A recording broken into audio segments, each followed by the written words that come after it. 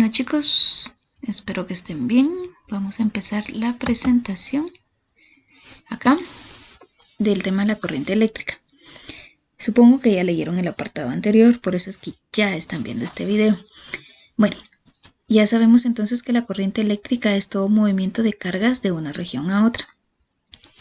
Entonces, quedemos claros que generalmente las cargas que se mueven son las que son libres para moverse, es decir, las que sabemos que se pueden separar fácilmente de sus átomos, es decir, los electrones. Bueno, en un conductor en el que hay cargas libres para moverse, estas cargas se mueven de un punto a otro sin tener una dirección fija, es decir, su movimiento es totalmente al azar.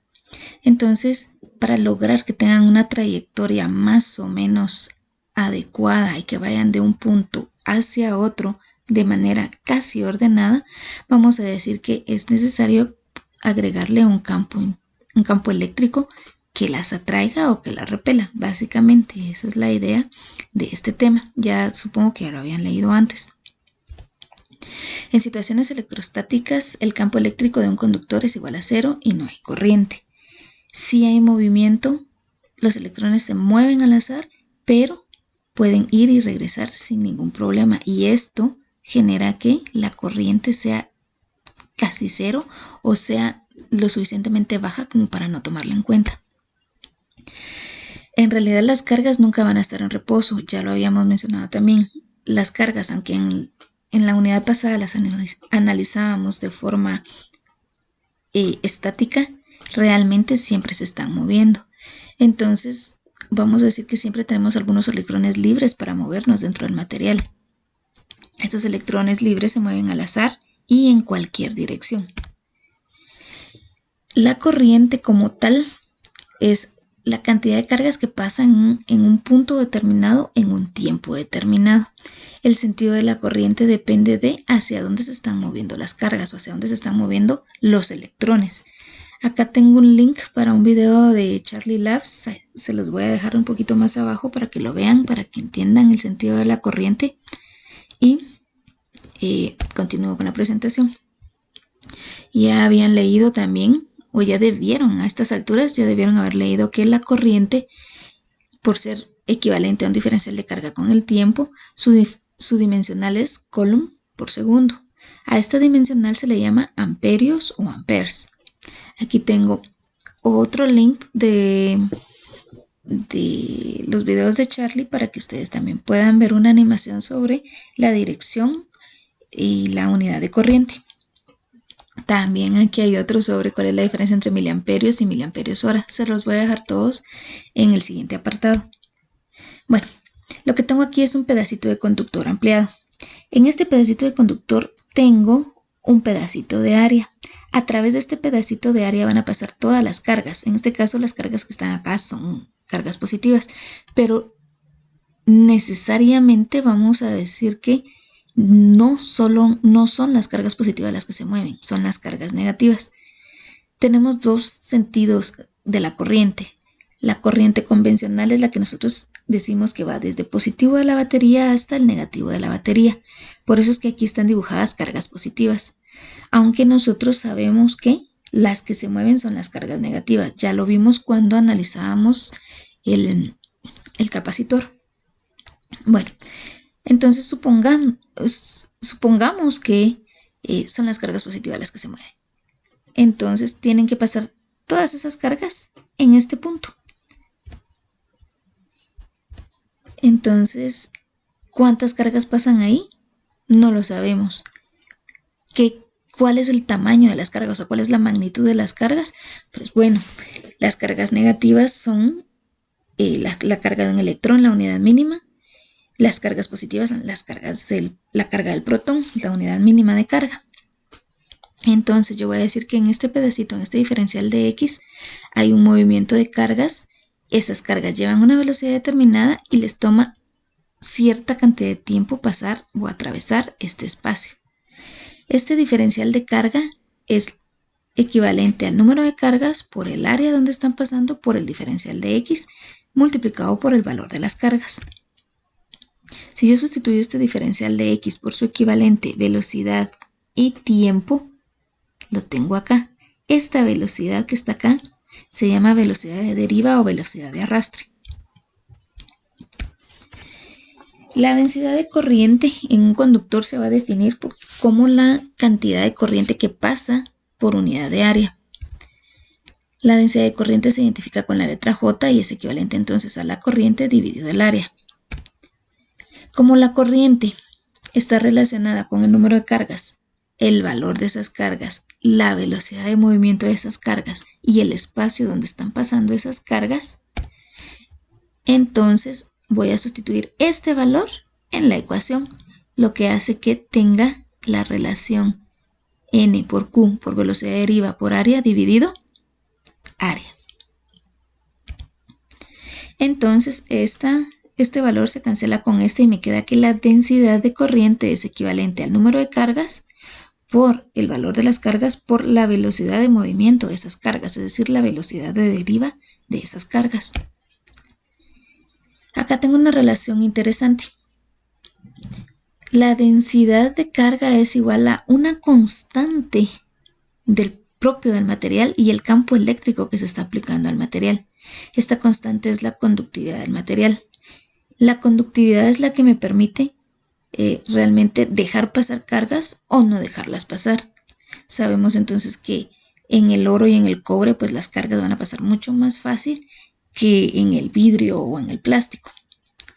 Este señor que está acá dijo, una densidad de corriente y un campo eléctrico se establece en un conductor cuando se mantiene una diferencia de potencial a través del conductor. Es decir que para yo poder establecer un campo eléctrico y hacer que las cargas se muevan a un ritmo específico, voy a necesitar colocar una diferencia de potencial a través de él. Cuando los materiales obedecen la ecuación anterior, es decir, que se mueven cuando se establece una diferencia de potencial entre sus terminales o entre las terminales del conductor, se dice que obedecen o cumplen la ley de Ohm. En muchos materiales la proporción entre la densidad de corriente y el campo eléctrico es una constante. Esta constante sigma que está acá es la constante que se llama conductividad y es totalmente independiente del campo eléctrico que produce la corriente. Esto únicamente depende del material que se está utilizando. Recordando que la diferencia de potencial es igual al campo eléctrico por la distancia que separa el punto desde donde está la carga hasta donde estoy calculando el campo, la diferencia de potencial, y que la densidad de carga es esta conductividad por el campo eléctrico, yo puedo despejar el campo eléctrico de la primera ecuación y sustituir entonces el campo eléctrico en la segunda ecuación. Me queda esta relación, conductividad, voltaje dividido distancia. Voy a despejar la diferencia de potencial.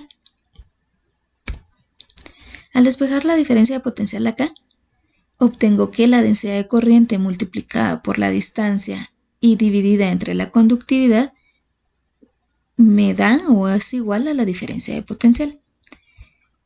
Y como como la densidad de corriente es igual a la corriente entre el área, yo puedo sustituir este valor en esta ecuación.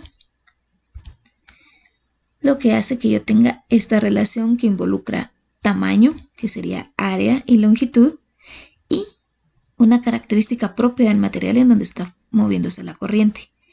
Es esta, la conductividad. Esta relación es lo que se conoce como resistencia. La resistencia al paso de corriente.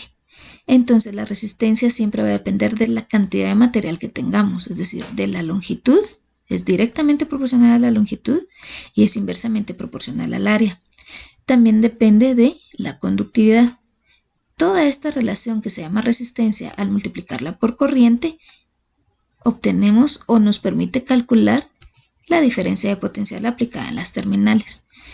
A esta ecuación es a la que nosotros generalmente le llamamos ley de Ohm, aunque tenemos que recordar que la ley de Ohm es esta que está acá. La resistencia como tal es esta relación, la tengo aquí resaltada o la tengo aquí marcada, Entonces voltaje es igual a corriente por resistencia, y resistencia yo la puedo despejar de esta ecuación diciendo que es voltaje sobre corriente. La dimensional es voltios sobre amperios y se identifica con esta letra griega y se le llama ohmios. El inverso de la conductividad es la resistividad. Realmente nosotros en una tabla periódica no encontramos la resistividad, encontramos la conductividad del material. Entonces, pues podemos hacer la relación que si conocemos la conductividad, podemos calcular fácilmente la resistividad. La unidad de medida de la resistividad son los ohmios por metro, ya que la idea es que dependiendo de la cantidad de material que tenga, así va a ser la resistencia del alambre. Diferentes materiales tienen diferentes resistividades y diferentes coeficientes de temperatura, ya que la resistividad cambia cuando cambia la temperatura en la mayoría de elementos o en la mayoría de materiales, no en todos. Podemos ver acá que la plata, el cobre y el oro están en la parte superior de la tabla y sus valores son levemente diferentes. Generalmente se dice que el oro es el mejor conductor, pero si se dan cuenta, su resistividad es 2.44 por 10 a la menos 8 ohmios por metro. La resistividad más pequeña que estoy viendo en esta tabla es la de la plata, 1.59 por 10 a la menos 8 ohmios por metro, y la del cobre es levemente mayor que la de la plata. Entonces, aclaremos que el oro no es el mejor conductor que existe. En este caso sería la plata. La plata es un material que es caro, el cobre no. El cobre es más abundante en el planeta, por lo tanto, es un poco más barato o bastante más barato fabricar alambres de cobre que de plata, y mucho más barato fabricar alambres de cobre que de oro. Pero igual, pues, sí sirven como conductores. Entonces, por ser el cobre un material bastante abundante, la mayoría de conductores pues están hechos de cobre. También podemos encontrar el aluminio, el tungsteno o wolframio, como le quieran llamar, el hierro, el platino y el plomo, que son muy buenos conductores también, la aleación nicromo y más o menos por ahí el carbono. Si nos damos cuenta, el valor del germanio con su resistividad es muy alta en comparación a todas estas que están acá. El germanio tiene una resistividad de 0.46, lo que lo hace un mal conductor. En realidad, el germanio y el silicio son denominados semiconductores porque pueden presentar características conductivas y aislantes. Tenemos después de esto el vidrio, el hule, el azufre y el cuarzo, que si nos damos cuenta sus valores de resistividad son mucho más altas que las de los materiales que tenemos acá. Todos estos materiales, desde el vidrio hasta el cuarzo, son conocidos como aislantes, ya que el paso de corriente en ellos es muy difícil. Bueno, el código de colores para la resistencia lo vamos a ver en la siguiente clase. Voy a regresar. Y con esto termino la presentación.